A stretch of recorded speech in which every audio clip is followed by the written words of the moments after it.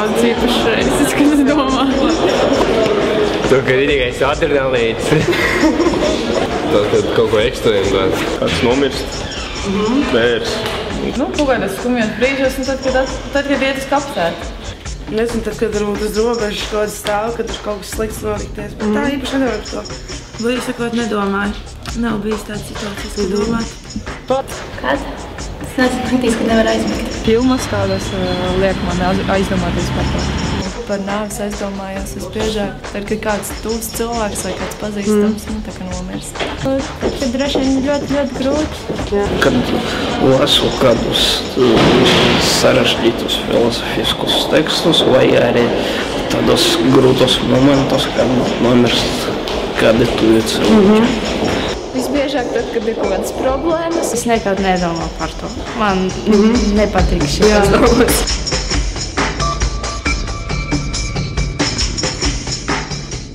Kaut kāda otrā pasaules tic, ka ir paradīze, varbūt ne, kaut kāds dārziņš, tā kā filmās. Vai kapā? Kapā viss? Jā. Nonāk debesīs. Cilvēks dvēseli pārmēsies citā cilvēkā. Es domāju, ka paradīze vai kaut kas tāds, ēlu droši vien arī, bet sliktajiem. Es domāju, ka nekas nenotiek, vienkārši cilvēks nomirst rīz. Kad teiksim, cilvēka ir gars, viņš tiešām kaut kur aiziet vai uz paradīzi, vai uz elli, bet ķermenis, tur nekas nepaliek vairs no viņa. Mans uzskats, ka cilvēks pēc nāves, tā teikt, viņa dvēsele varbūt tās nonāk kādā citā vietā, bet, ja cilvēks nav izpildījis visus uzdevumus dzīvē, tad līdz ar to viņš tiek sūtīts atpakaļ uz zemi, tā dvēsele, un līdz ar to viņam ir kaut kas jāiemācās. Vienkārši ir dvēsele, kura palīg šajā pasaulē. Man viedoklis dalās. Varētu būt tā, kad ir arī dzīve pēc nāves, ka tur var būt kaut kāds debesis vai kaut kas tur tāds. Bet es arī ticu spokiem, kad ir tādas parādības, kad atgriežas uz zemes tās dvēseles. Es domāju, ka cilvēks pēc nāves pārdzimst un ka noteikti ir kaut kas tā kā vairāk un ka cilvēks dvēsele nepazūd. Viņš nenāk vai nu debesīs vai ellē.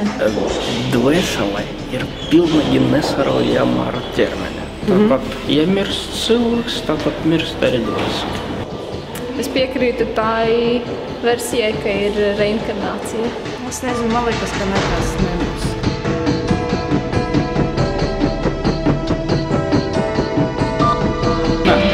Kāpēc?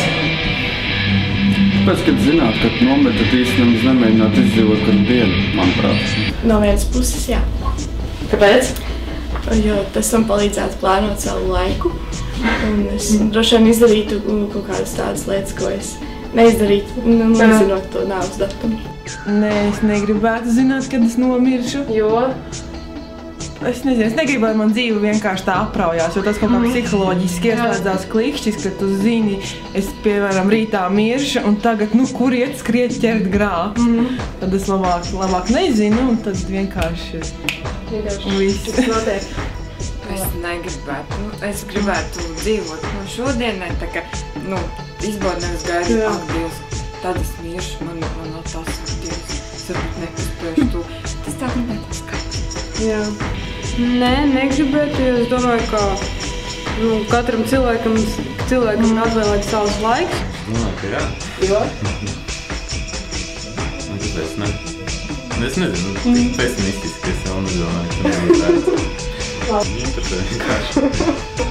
Zināt, kā tas ir, kas būs tālāk.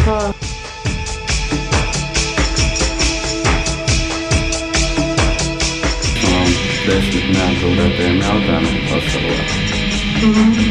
Kāpēc vien ne? Nē, droši vien jau ir vērts. Es vēl nezinu, kāda ir tā jēga. Jā, vērts ir viennozīmīgi dzīvot vienalga, kura dzīve tev ir un kas tu esi, bet jā, ir vērts dzīvot, jo dzīve taču ir skaista. Lai izbaudītu emocijas, prieku, laimi, var arī bēdas, lai saprast, ka ir arī skaista laime un skaista brīži. Varbūt, lai visu izmēģinātu, ko dzīve piedāvā un kaut ko sasniegt. Jā, ir vērts dzīvot, jo es nezinu. Daudz, kas ir jāizdara. Viss taču jāiemācās. Jo tā vienkārši nomirst. Ir vērts dzīvot šādā dzīvē, un tad vajadzētu, kas tas nav.